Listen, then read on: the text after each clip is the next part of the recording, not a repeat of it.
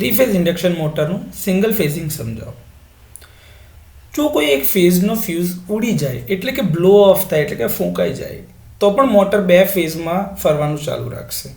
પરંતુ હવે 3 ફેઝને બદલે 2 ફેઝમાંથી પાવર સપ્લાય કરવામાં આવે છે. આના કારણે 2 ફેઝમાં કરંટમાં વધારો થાય છે, જેના પરિણામે વાઇન્ડિંગનું ઓવરહીટિંગ થાય છે અને ઇન્સ્યુલેશનને નુકસાન થાય છે.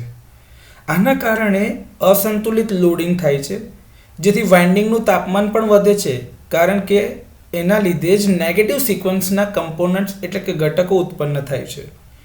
સિંગલ ફેઝિંગ સામે રક્ષણ આપવા માટે થર્મલ ઓવરલોડ રિલે ઉપયોગી છે અને એમાં એનો પ્રોટેક્શનનો સમાવેશ પણ થયેલો હોય છે. તેથી સામાન્ય સંજોગોમાં કોઈ અલગ પ્રોટેક્શનની આપણે જરૂર પડતી નથી.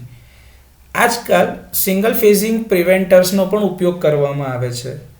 જેવું આ સિંગલ ફેઝિંગ કન્ડિશન થાય તેવા જ મોટર બંધ થઈ જાય છે. તો 3 ફેઝ ઇન્ડક્શન મોટરમાં સિંગલ ફેઝિંગ થાય એના વિશેની આ થોડી માહિતી.